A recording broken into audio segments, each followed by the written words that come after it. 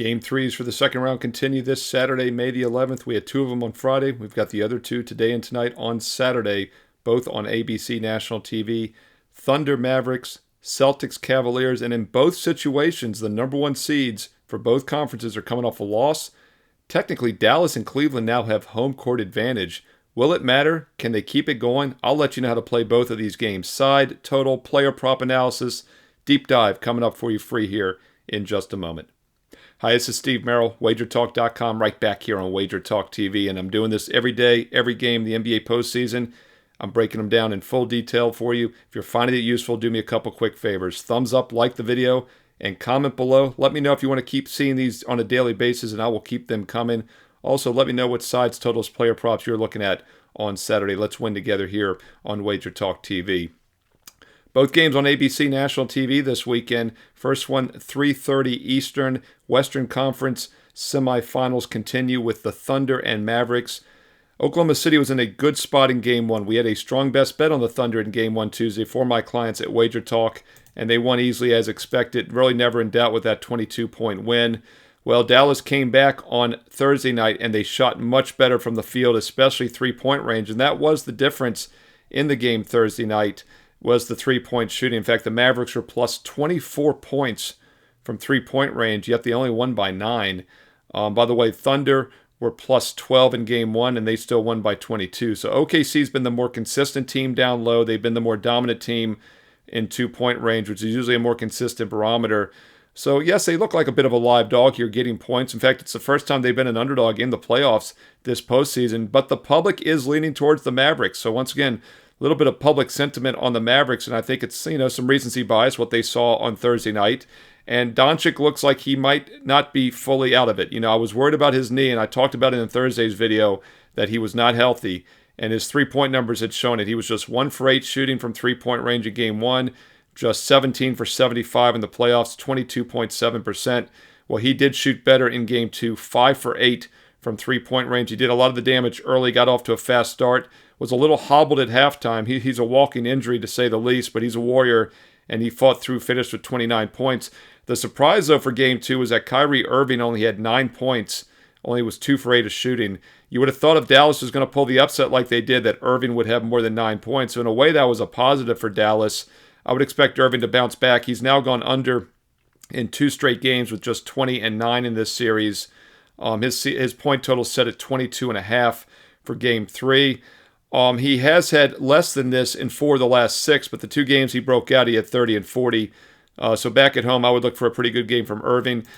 Doncic's assist prop was set at 9.5, and we talked about how maybe the assists would come more than the points if he wasn't fully healthy. Well, he hit his 3, so his assists were only at 7, but I still think there's some upside with Doncic and his assist props over. Going into the game, he'd had 9 assists or more in 5 straight games, going all the way back to Game 1 of the first round, or 6 straight games, rather. So I do think Doncic over assist could be worth a look once again, even though it did not hit on Thursday. As I mentioned here in the video, my top opinion in the game Thursday was the over. I gave that to you free in the video. I also posted it as my free play on my page for everybody Thursday at WagerTalk.com, and that was an easy winner as the over soared over. The game was fast out of the gate. Got as high as the 230s for the in-game line, landed at 229, easily got over the 218. I do a mathematical rescoring model, and there was really nothing misleading about it. Even though Dallas shot extremely well from 3, the overall shooting percentage in the game was pretty much at the norms, and my rescore percentage came out to 229, which is exactly what the final total was. So nothing too misleading. Each team only had 10 turnovers, so if you'd had the normal amount of turnovers around, say, like 26, you could bump that down a bit to about 223. But either way, my rescore said that the over was legit in Game 2. And, of course, one of the reasons I like the over in Game 2 was that Game 1 landed 212 because of the blowout, but my rescore was at 230, and factoring in turnovers was right around 230 as well. So this is a series which I do think will be a high-scoring series. The regular season had very high totals.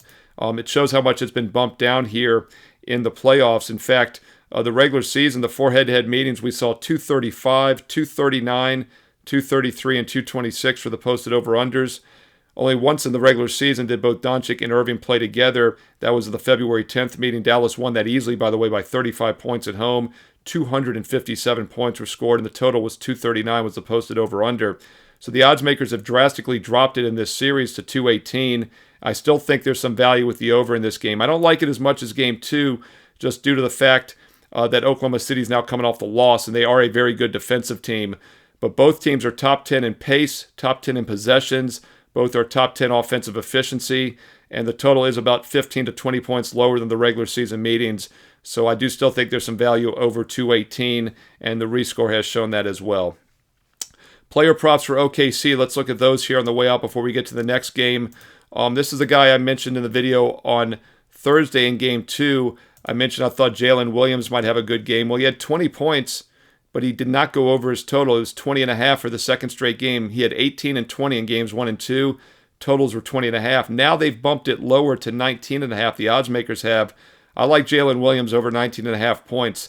If you go back to the start of the playoffs, in his 6 playoff games, he has scored 18 or more every time. He's had 20 or more in 4 of the 6 games, including Game 2 the other night. Now the total is just 19.5. There's value with him over. And the other reason I like the over is, although he didn't quite get there in Games 1 and 2, he's taking plenty of shots.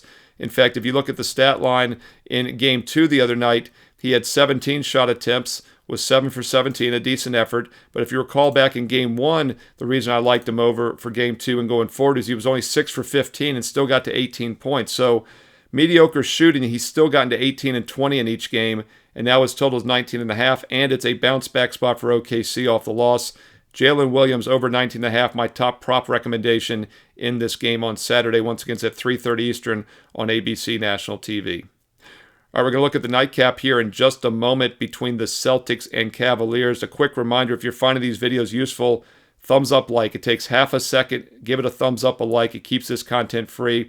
And also comment below if you have the time. If you have a minute, drop me a comment. Let me know if you're finding these videos useful, and I'll keep doing them every day, every game. And also let me know what you're looking at for both games, what sides, totals, player props you like. And let me know what your weekend plans are. Which game do you think is better to watch? I know Saturday afternoon a lot of you are going to be out and about, but I think this Dallas OKC game is probably the better game. Although the primetime matchup, Cavs and Celtics, will probably get a lot of love on Saturday night. Which one are you going to watch? Both of them? Neither? What are you doing this weekend? Comment below. I read all the comments and I'll reply back. Don't forget to also click subscribe and hit the bell for instant alerts so you know when these videos are posted each and every day here on WagerTalk TV. If you'd like my personal best bets for Saturday, I do have 2 strong NBA best bets for this Saturday. My number 1 ranked NBA season continues. Number 1 ranked all year in the NBA, units won, and I'm number 1 all time in the history of WagerTalk.com, most units won in the NBA, and we're having a fantastic playoffs. Get my 2 strongest best bets for Saturday right now on my page, Steve Merril, WagerTalk.com. And don't forget about the free daily plays. I post a free play each and every day on the page as well. Baseball is here. Baseball is a great moneymaker year long. It's a long grind, and it's a moneymaker to say the least as you build your bankroll for football. If you'd like a baseball special, I know many of you are on board for the playoffs. By the way, if you're not on board, you can get the rest of the playoffs for just $115, lowest price of the season. But many of you already have the NBA. If you'd like to add baseball, I do have a special offer for the next couple months. Takes you through the All-Star break in mid-July, gets you the next 2 months of baseball for just over $3.50 a day. No promo code needed. If you want to try a smaller package and try both baseball and basketball for the next week and a half, we have a buy 7, get 11, and that expires this weekend. It's your last chance to buy 7 days and get 4 more days for free. It's buy 7, get 11 for just $99. That works out to exactly $9 a day for every baseball and basketball best bet for the next 11 days and nights. Check that out on my page, Steve Merril, WagerTalk.com. And oh yeah, if you're ready to take a serious long-term investment approach, the 1-year annual special is a fantastic value, and it gets even better when you use promo code SM365 at checkout because it's an instant $800 discount on a 1-year package, and that's all sports. College and pro basketball, college and pro football, Major League Baseball, everything for the next 365 days and nights, and you save an additional $800 off the already low price with promo code SM365. That works out to just $3 a day. That's about $1 a play for the next full year of all sports. Check that out, Steve Merril, WagerTalk.com. Get there quicker with shortcut WT.buzz/SM. All right, 1 down, 1 to go. Let's look at the night game here at 8:30 Eastern on Saturday. Cavaliers and Celtics also on ABC National TV. And just like the first game we talked about, the number 1 seed, the home favorite Celtics, like the Thunder, they lost. And now technically they don't have home court advantage anymore, but I think they get it back in this spot here, and the odds makers are saying that as well. As we check the WagerTalk live odds screen heading into the weekend, you'll see that the Celtics are currently across the board about an 8-point favorite, And public sentiment, surprisingly, is pretty neutral on this. Some are favoring Boston, but I saw several spots where Cavs were actually a public dog in this game. And that's because Cavaliers crushed them in Game 2, but was it really Cleveland playing that much better? Or as we talked about in the video Thursday, the Celtics rather, taking their foot off the gas, something we've seen them do year after year in the postseason. They're the best team in the NBA. They're the most balanced team in the NBA, but they live heavily by the three-point shot. And we talked about this a lot during March Madness and college hoops. You live by the three, you die by the three, and it bit Boston. They were just 22.9% from three-point range, just 8 for 35. They scored 30 less points from three-point range in Game 2 than they did in Game 1 when they won by 25. And the Cavaliers pulled a huge upset, a 24-point underdog win as a 13.5-point dog, 6-1 on the money line. And I know some of you had it because I gave that to you free here in the video on Thursday. I gave you the over in the Thunder game in Game 2, that cashed. And I told you my preferred side was Cleveland in this series in Game 2. But it wasn't necessarily Cleveland. It was more of a play against Boston. Just wasn't sure they'd be focused, as we saw them do this last year when they lost the Eastern Conference Finals to the Heat. They lost Game 2 at home. They lost Game 2 to the Heat last round, won every other game by double digits, and it's happened again. In fact, to show how crazy the Celtics have been, both good and bad, all 7 games in the playoffs for Boston have been decided by double digits. That's right. All 7 playoff games have been a 10-point win or more. They've won 5 times by more than 10. They've lost their 2 games by 10 or more both times. So we've seen this movie before, and of course Boston did it last round. Came back to smoke the Miami Heat 3 straight, all by double digits. In fact, they won by 20 on the road as a 9.5-point favorite in Game 3 after losing to Miami as a 14.5-point dog in Game 2. Then they won by 14 at Miami, and then they closed it out, and they won by 34. So Boston should bounce back here. They are the best team in the NBA, but it'll come down to three-point shooting again, and they're going to have to hit their shots, something they did not do in Game 2. As far as the over-under, I do a rescore model once again on every total, every game throughout the playoffs. And this one's been pretty much in check. We checked the current line here for Game 3. It's right around 211, pretty much in line with what we saw in Game 1, which is 211. It was bumped a little higher to 212.5 in Game 2. Game 1, of course, landed on 215. My rescore was 223, but there were not many turnovers. In fact, just 6 and 5 turnovers by each team, which is way below their expected norm. So if you factor in the turnovers, it would have been 212, which is right on the total. And then in Game 2, we did see a little bit of a decrease in scoring, 212 total points. My rescore came out to 209. Once again, not many turnovers, just 10 and 7. Been 204 with the normal amount of turnovers. So rescore models have been pretty much in line here, a 223/212 and then a 209/204, hovering right around this line of 211.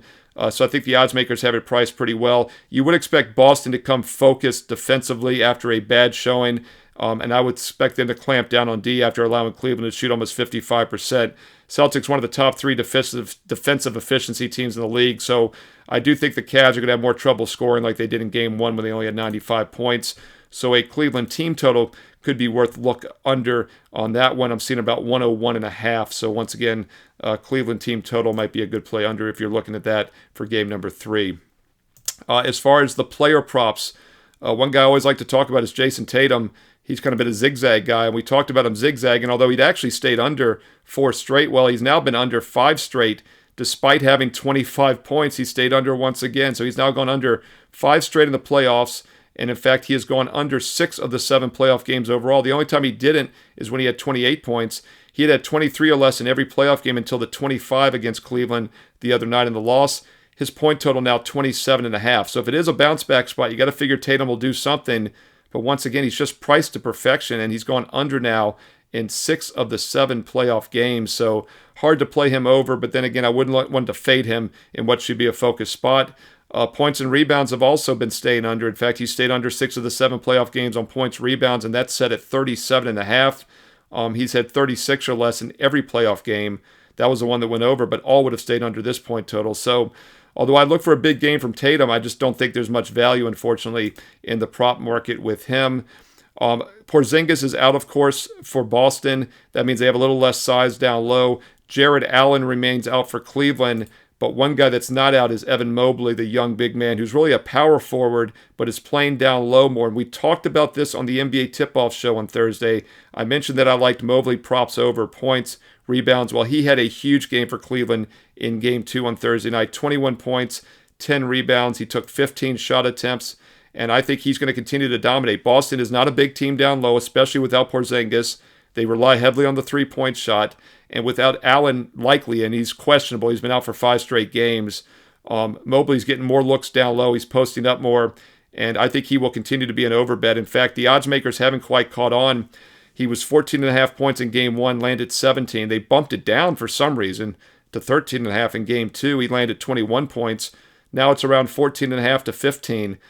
He has had 14 points or more now in 4 of his last 6 playoff games. So I like him over, especially if Allen is out. So keep an eye on the injury report near tip-off.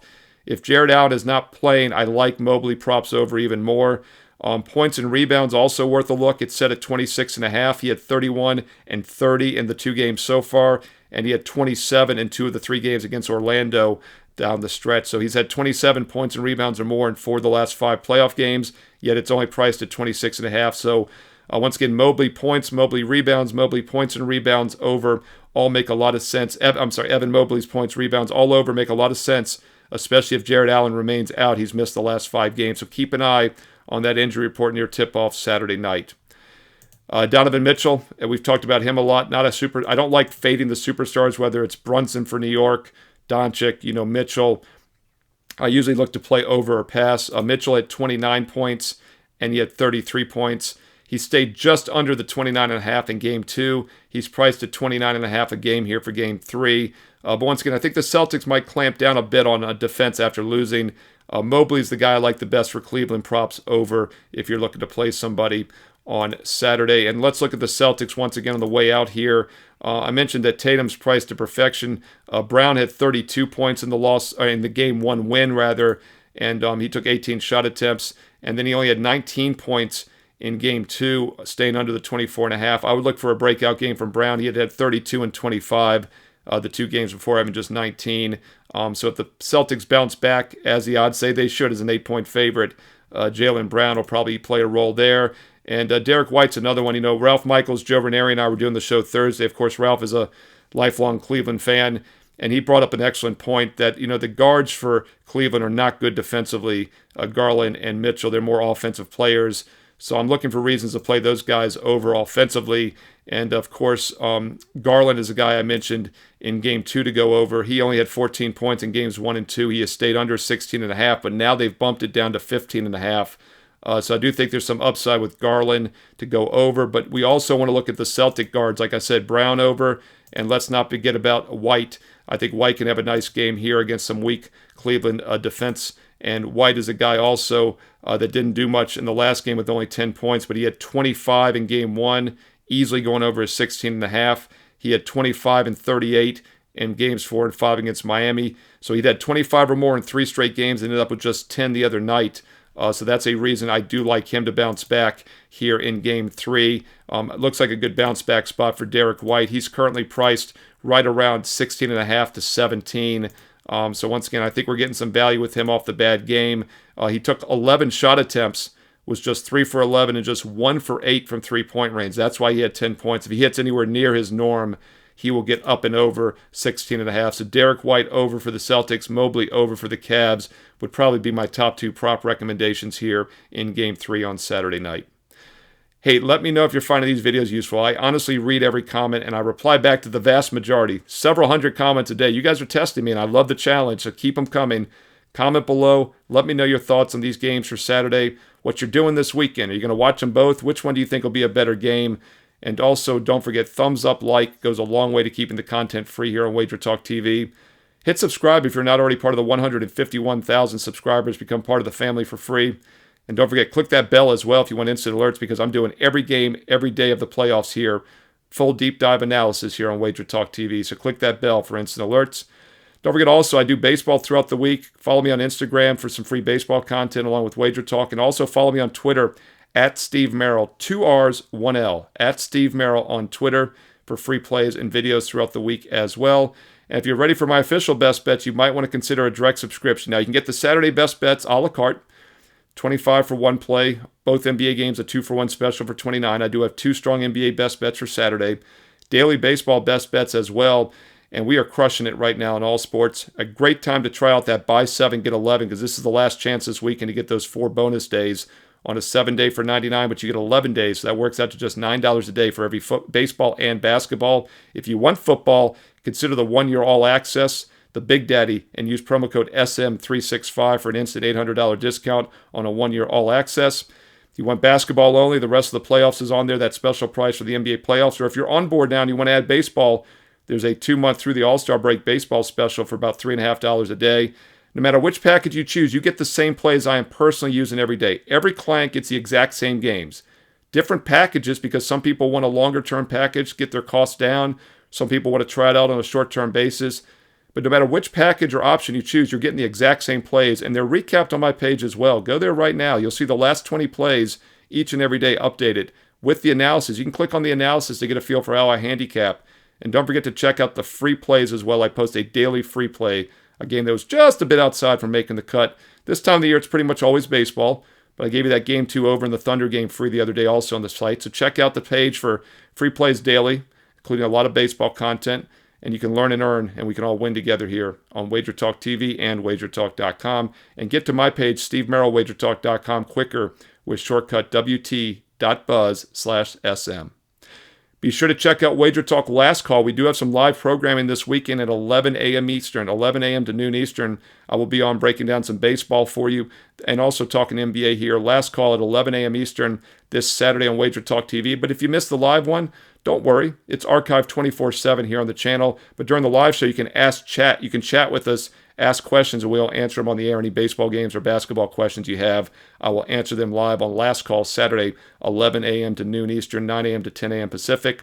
Once again, archived afterwards so you can watch the replay. And you can always drop questions also on YouTube afterwards, and I will answer them because, once again, I read all the comments and I reply back.